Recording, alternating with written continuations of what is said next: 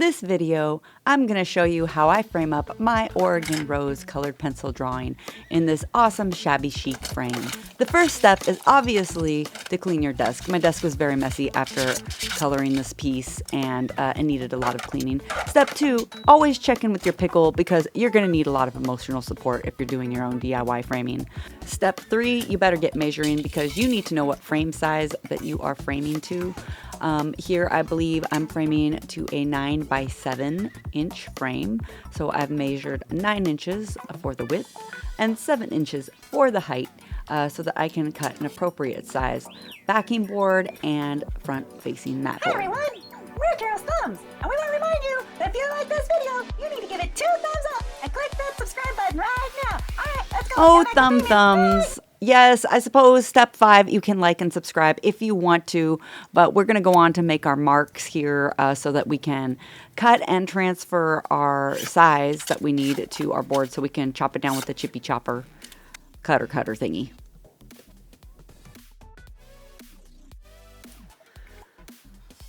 This is what you get when you don't clean your desk off very good. You get pencil marks on your mat board, but you know what? That's okay because we're just going to use this one for the back. And this frame is probably not quite square in the corners. So I'm having to do a little bit more finagly work than I would usually have to do. One trim later, and oh, it fits. It fits, it's a miracle. Now with the workspace cleared off, we can attempt to mark this for 9 by 7.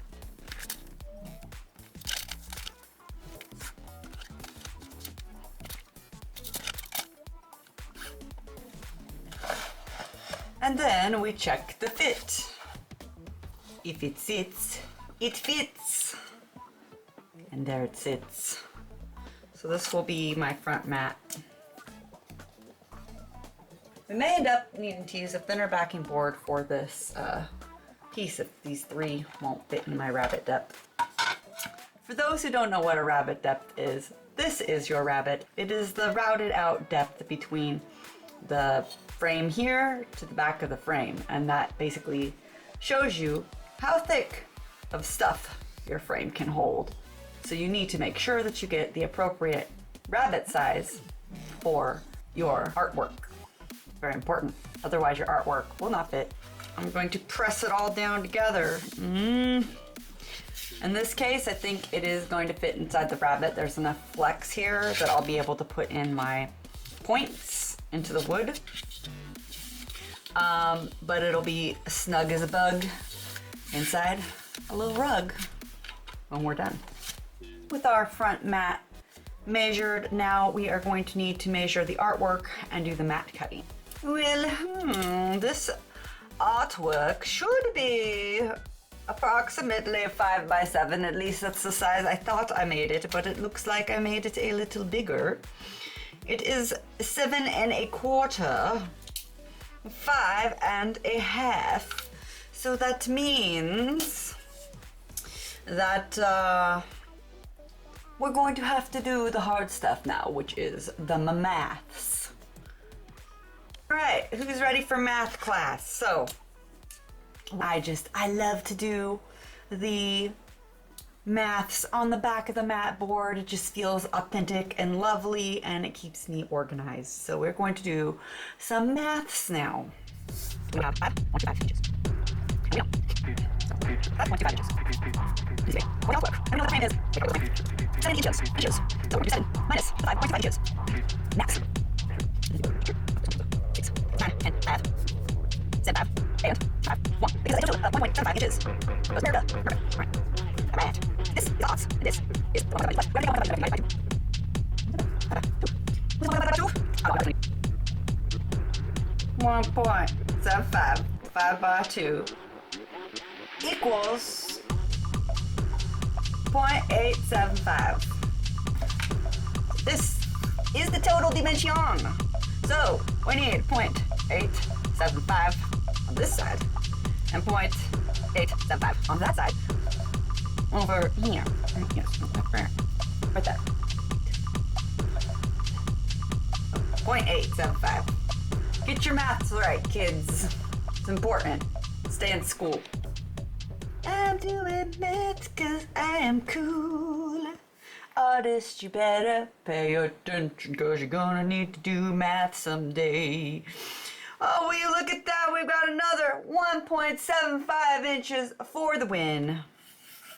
Divide by 2. Divide by 2. Means we will need another 0.875 on the tops and the bottoms. Means we have a uniform mat all the way around. It's not always uniform, kids. But this is why you do your math and you do your diagram so you can figure out if it's going to be uniform. 75.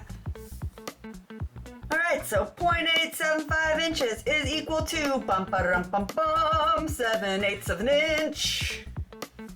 That means we look at our ruler and we see the eighths and we find 7 of them and we leave off the last 8. That's right. So let's do that.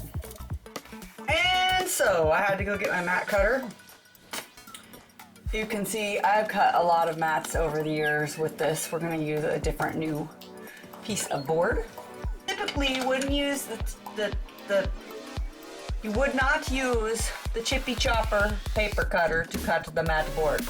But you would use one of these knives instead. But I'm lazy and I didn't want to have to use one of these knives. So I decided to use the chippy chopper instead. And yeah, so we're just not gonna bother with that right now. But I wanted to show that to you because if you do have a mat cutter and you get your own mat cutter, which is a great investment by the way, then you might want to be using that. But my space is also very limited and my table space. Mr. Pickle Man, you keep falling over, but I'm glad you're here to support us today with this project.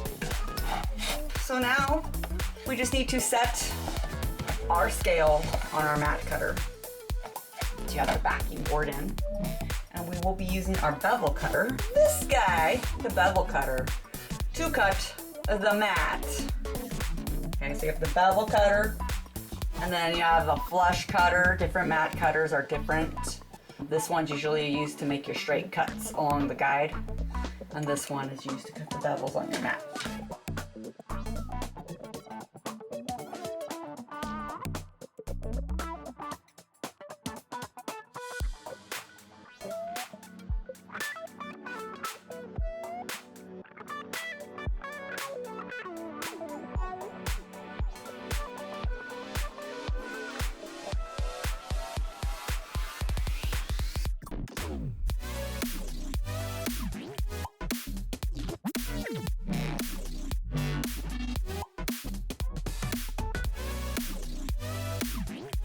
I use a black mat board. I'm gonna redo this whole thing over again, but with black mat board because I don't really like the white.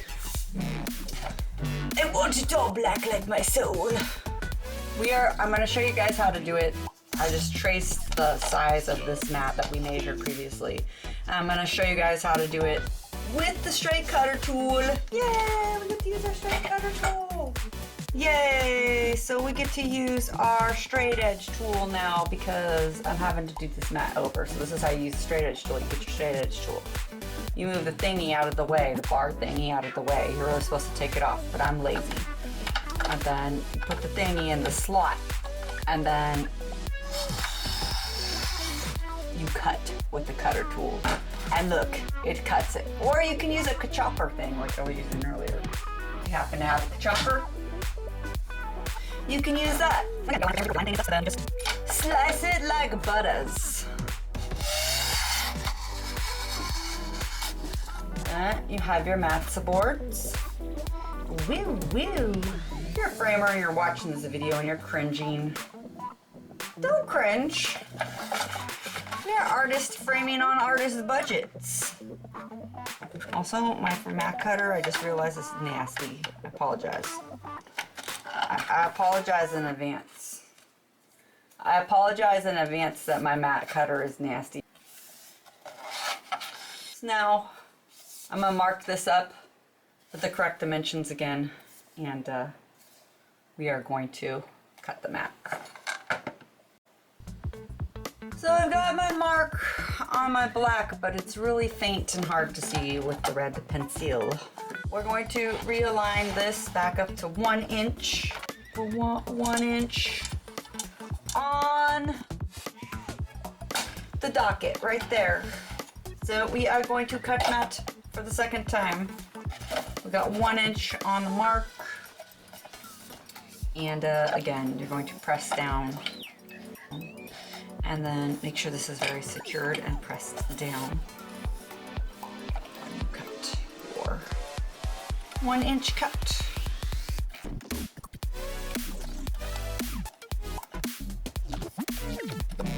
Go.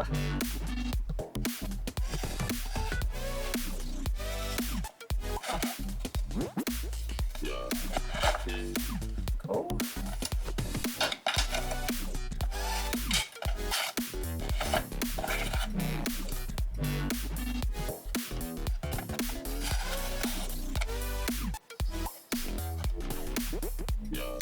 This is our little piece of mat board, and hopefully with any luck it will fit on the rose. Let's grab the rose and we'll be right back. Hopefully she fits. Might be a little bit to getting it all lined up, but I think it's gonna fit just fine when we get it all tacked down and everything. And I like the black on the black with the black with the black better than with the white. And then this lovely old frame. Oh, like snow. This frame has been seen a lot of years. So let's start peeling up the tape and then we'll put the whole thing together. And that'll be it for part 1 of this video. If you like this video, please like and subscribe, and please check out the next video in the series right here where we tackle the reconstruction of the old frame and also putting our mat together with the art in it. See you soon.